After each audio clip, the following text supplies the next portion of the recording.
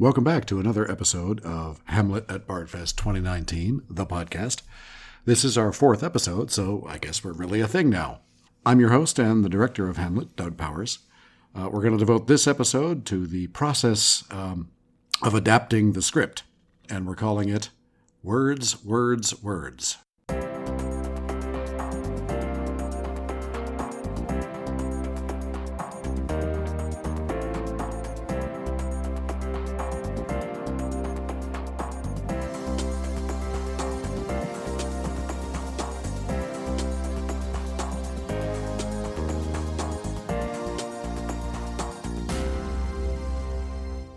So in terms of news for this week out of our production, we're still more or less in the calm before the storm, but one of the big things we're working on right now is I'm putting together the rehearsal schedule, which is always a lot like herding cats.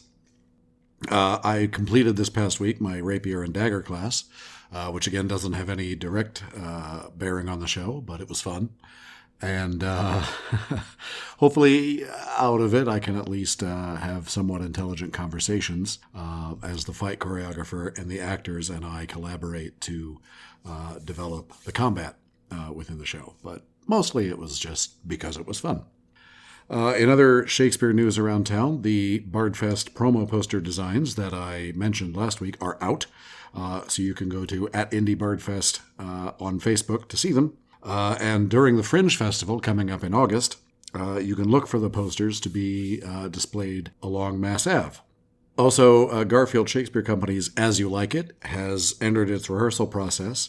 Again, it's directed by Carrie Shea, who played Hamlet in First Folio's production in 2016. So I'm really looking forward to that. It sounds like a fascinating concept, and can't wait to see it myself. That's August 16th through the 31st. At the McAllister Amphitheater at Garfield Park. The touring companies of As You Like It and Much Ado About Nothing from Indianapolis Shakespeare Company, or Indie Shakes, they've wrapped up. Their Hamlet, the first consecutively of the two Hamlets in this year of the Hamlets, has started its rehearsals. It runs July 25th through August 3rd, and it will be on the brand new main stage at Riverwest Park. So a brand new facility. And yet another reason to be looking forward to that. They have a very exciting cast. I'm very eager to see what they do with it and how it will differ from what we do with it. Noblesville's production in the park of Macbeth will also run July 25th through August 3rd at Federal Hill Commons in Noblesville, just off of downtown. That production... Well, really, all of these productions have actors shared with Bardfest, which is very exciting. Again, it's going to be a very Shakespeare-y year for a bunch of people. The production of Macbeth includes Glenn Dobbs as an actor, who is pretty much the father of Bardfest, if you will. It was his idea originally, and he's certainly still one of the main forces behind it. So you get to see him on stage.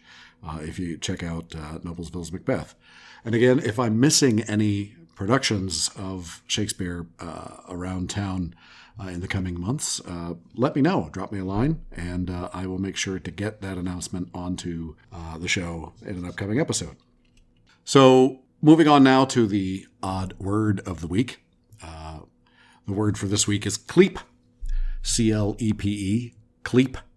Hamlet talks about how other nations look at the Danes ever since Claudius took the throne, and he says they clepe us drunkards. So it simply means to name or call us drunkards. So they call us drunkards. That's all he means.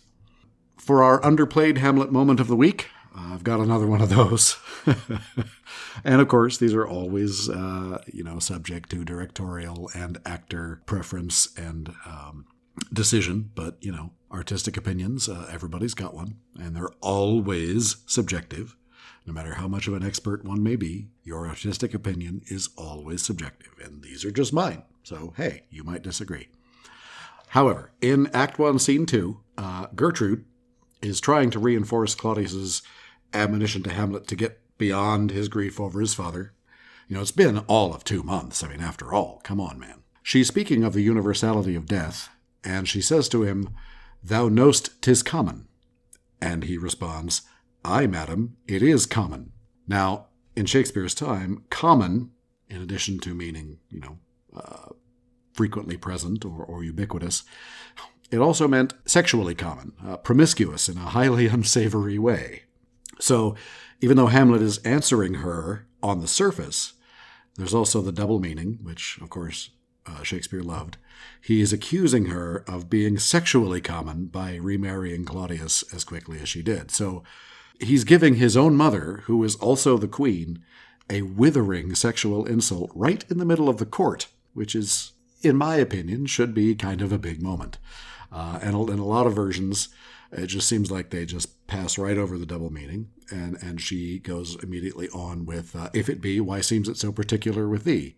Which is a shared verse line, so she has to answer him quickly, but there are different ways of answering him quickly. There's the way of answering him quickly like, well, yeah, it's common, so you agree, so why not stop moping about over your father? But there's also the possibility that she's shutting down in very motherly fashion her son who has just committed a horrendous social fault.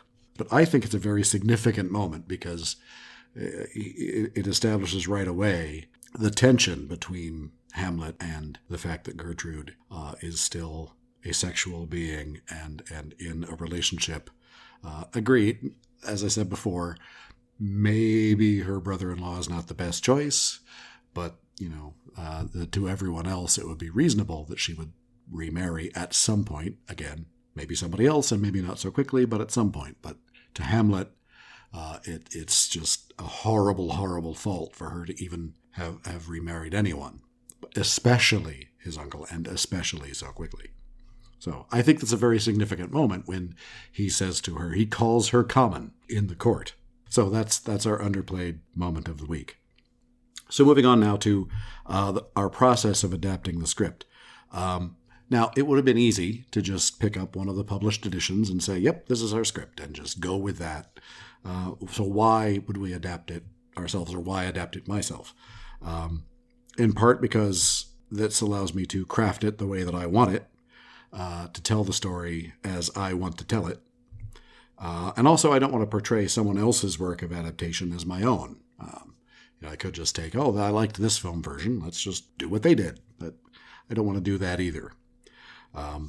So the other issue when you look at any attempt to do Hamlet, you have three very distinct versions of this text. There is no such thing as a definitive text of Hamlet. You have the edition that appeared in the first quarto in 1603, which is commonly referred to as the bad quarto. This version of Hamlet is very different from the one we commonly know.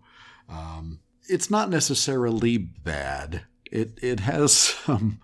It's a little rougher, to be fair, but it's not necessarily bad. I think it's just got a bad rap because it is so different from the one that is so familiar. But to give you a case in point, in the first quarto edition, the first two lines of the to be or not to be soliloquy are, to be or not to be, aye, there's the point, to die, to sleep, is that all? Aye, all. Those are the first two lines, which is not what we know, right? We know to be or not to be, that is the question, whether it is nobler in the mind to suffer the slings and arrows of outrageous fortune, or to take arms against a sea of troubles and by opposing end them, which goes on for a lot more than two lines.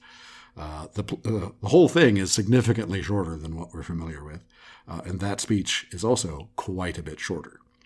There are all kinds of speculations that it might have been transcribed by an actor who they think it might have been the actor who played Marcellus, because the scenes with Marcellus in them are fairly consistent with the later editions, but the scenes that Marcellus is not in, such as the to be or not to be scene, those are much, much less faithfully set down. Maybe that's how this edition came about. Who knows? That's not the edition we're using, so it doesn't affect us in this particular... It's a very interesting question, but not germane to our particular process. The next edition that you have from Shakespeare's time, which this one came out while Shakespeare was still alive, is the second quarto, and that is the longest edition of the three by far. There are 230 lines that are unique just to the second quarto that don't appear in either the first quarto or the first folio. And that's more or less the Hamlet that we all know. There's also the edition from the first folio, which was from 1623, which was a little bit after Shakespeare had died. The first folio edition is shorter than the second quarto, but longer than first quarto. There are, however, 70 lines that are only in the first folio. So, in other words, you have these three very, very distinct editions of this play, and there is no such thing as a definitive text. What we think of as the most familiar Hamlet is very often either an abridged version of the Q2 text, or it's an amalgam of Q2 and F1, which is, in fact, that's, if you have watched the Branagh film, which is 4 hours long, that is the full text of Q2 plus the 70 lines that are unique to F1. It's all of it. There's maximum Hamlet. And then, of course, even once you've picked one of these editions to go from, every editor who puts out a published edition will put their own spin on whichever of these texts they're using. Right? So that's the first question, is which text do you go from? The editions, the modern editions, I obviously didn't consult the original folio or quarto texts. But the editions that I was working from is the one known as the Moby. That one is available free online from Open Source Shakespeare. There's also the Folger edition, which is also available for free online. Both of these allowed me to download a Word document that was a place to start from, so I don't have to type everything when I create my adaptation. I can just edit what's there, which was a huge lifesaver. There's also, I worked off of the Norton edition, their second edition from 1992. The Signet, which is, you might not know it as the Signet Classics, but you probably recognize it if you saw it. It's a small paperback edition. They were, at least some years ago, pretty ubiquitous in college courses. It's not the greatest edition, but I used it a bit. There's also an edition that I used from Bedford St. Martin's, edited by Suzanne Wooford. And then as sort of the backstop to all of that, I used the Arden editions. I have the Arden editions of all three texts, Q1, Q2, and F1. I primarily used their F1 text, but I did, once I had the more or less how I wanted it, I checked my result against their Q2 and made a couple of tweaks off of that. So those are the editions that I was working from. Those are my reference editions in creating my adaptation. And the first thing I did to do that was to coalesce all of those editions into one, what I called my sort of definitive, for my purposes, version. It combined the Q2 and F1 texts. It was basically starting from the Kenneth Branagh All of It edition. And that's where I started. And then from there, as I went through, there are a lot of differences between editions in word choice. Different editors will pick slightly different words. They'll render them differently because they've tried to read the handwriting. And so you get slightly different words in some spots. In order to pick, I would typically go by some combination of consensus among these 6 editions, as well as my own personal preferences. Sometimes I just liked a word better, even if it wasn't what most of the editors did. And of course, those who have ever taken a look at this know the hullabaloo that surrounds the question of whether in Hamlet's first soliloquy he says, "Oh, that this too solid, SOLID, flesh would melt," or this too sullied, SULLIED, flesh would melt. I went with solid. You got to go with one or the other. In my opinion, solid works much better with the metaphor he is setting up about melting. And it would certainly not be unlike Shakespeare to have the other meaning, the fact that solid sounds like sullied, to carry sullied as a secondary meaning. That to me seems more like the kind of double meaning structure that Shakespeare typically does. And again, I'm not a scholar. That's just my sense. So, I went with solid. But people will have differences of opinion about that. The same thing is true of the punctuation. You get very distinct differences in punctuation among these different editions. Boy, those Moby editors sure do love their commas. And they were doing most of their editing in the 1880s, I believe.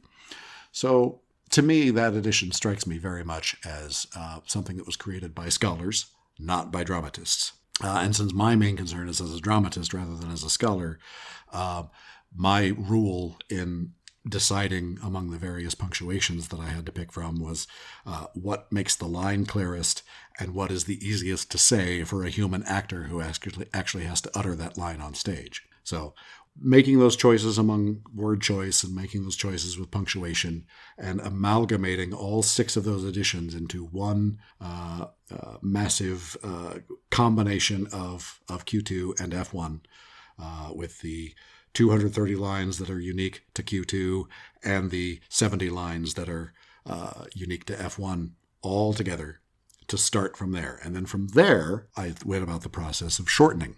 And my rule in the process of shortening was I really wanted to trim rather than to cut. I didn't cut any scenes. I didn't cut any named characters. I brought together a gentleman, a lord. I got rid of those guys as separate people and amalgamated them into other characters, usually Osric. But I didn't cut anybody who had a name.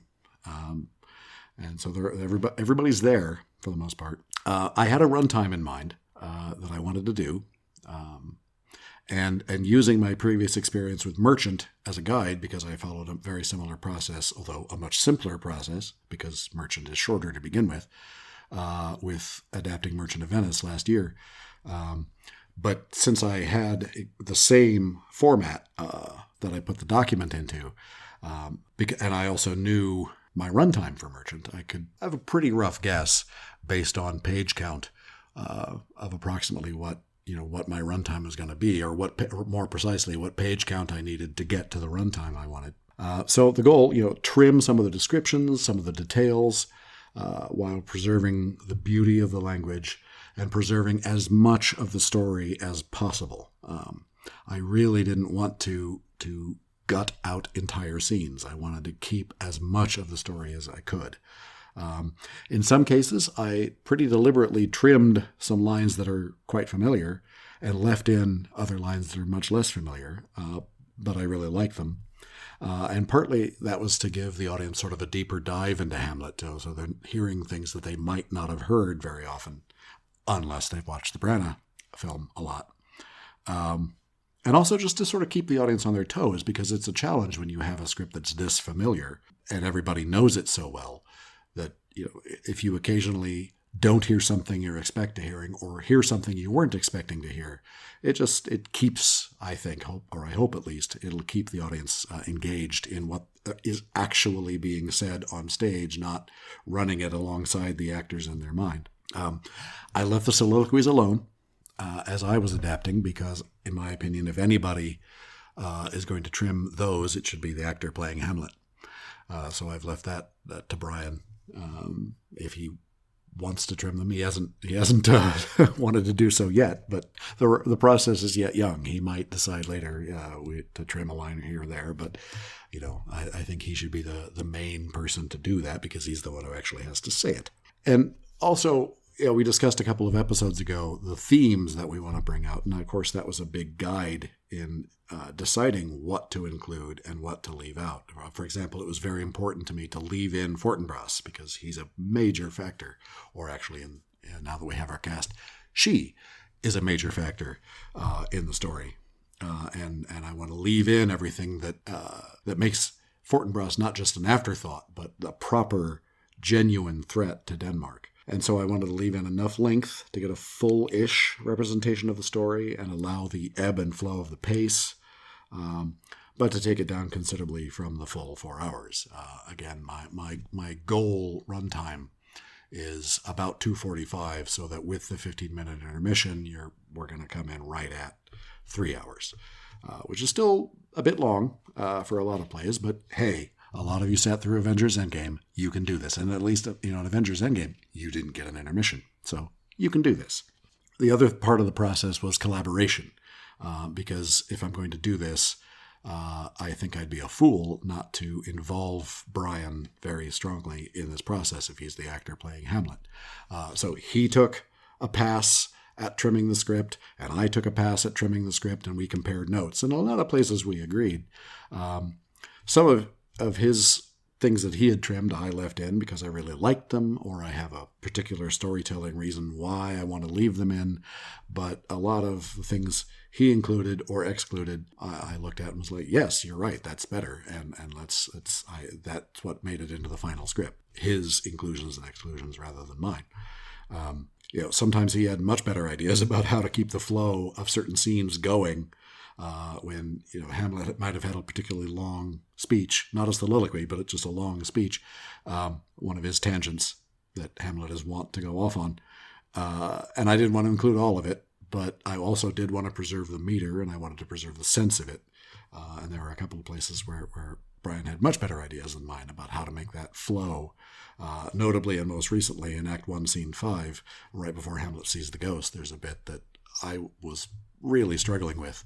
And Brian was very helpful in getting that to flow a lot better. So it was very much a collaborative effort. And once we had a version that was trimmed the way we pretty much wanted it, I gathered some of the actors that we'd pre-cast, as well as some other actors who were already cast in Bardfest shows, other Bardfest shows, because this was before auditions, and I didn't want to bring in actors who might potentially audition because I didn't want to give anybody a false sense of having a leg up. So I used actors who were already committed to other shows, and we just did a read-through to sort of get a sense of the flow and to get a sense for the time. And based on that, we made a few more final adjustments. And what came out of that process is basically our current working version. Of course, it's going to have continuous evolution. As we rehearse, we're going to be making tweaks here and there. It's going to be a living document. But by the time, I think, what we have right now should be pretty close to what we actually put on stage. Just a few adjustments here and there. So by the time we get to October 17th, I hope you'll come see the version that we have. And even if you know the play very well, hopefully especially if you know the play very well, you'll have an appreciation for what we've chosen to include and what we've chosen to exclude to keep the ebb and the flow, to keep the pace, to keep a sense of the humor, to keep the beauty of the language while not making everybody sit there for 4 hours. So that's our process for creating our adaptation of the script. There's so much, again, in this play that's worth including, and I can't include all of it, so there were some tough decisions that had to get made. But that's the fun of it. So again, just as a reminder, Bardfest runs October 17th through the 27th of 2019. Again, we'll be at the Indie Fringe Theater on St. Clair Street and the District Theater on Mass Ave, along with Hamlet. Again, Henry IV, Part 1, Two Gents, which is an adaptation of Two Gentlemen of Verona, and the youth production of The Tempest. You can go to indiebardfest.com for the website, Indie Bardfest on Facebook and Instagram, and First Folio on Twitter for the overall festival. For our production of Hamlet specifically, again, we are Hamlet Bardfest on Facebook, Hamlet Bardfest 2019 on Instagram, Hamlet Bardfest on Twitter, and Hamlet, first word, second word, Bardfest 2019 all together on YouTube. We have a YouTube channel where you can find episodes of this podcast and a whole lot more. And again, of course, you do have this podcast to keep track of us. We are now available on Apple Podcasts, Google Podcasts, Spotify, Stitcher, SoundCloud, TuneIn on your Alexa device, and our host site on Buzzsprout. We're currently in the process of trying to get onto iHeartRadio as well. So basically, you should be able to find us on whatever your favorite podcasting platform should be. Just search for Hamlet at Bardfest 2019. And again, if you don't have a favorite podcasting platform, episodes will be available on YouTube as well. So over this coming holiday weekend, I'm going to be the Toastmaster for In Conjunction 39, which is Indianapolis's longest-running science fiction and fantasy convention. And it's locally fan-produced. It's been around for a good long time. And I'm going to be doing several things over the course of the weekend, including co-hosting a panel on the fantasy worlds of William Shakespeare with Lou Harry, local author and personality. And I'll even be making an appearance in the stage reading of Casey Russ's musical Arcade Fire, The Redemption of Billy Mitchell. You can go to inconjunction.org, that's INCON junction, all one word, to get more info and registration. It will be available on site during the convention.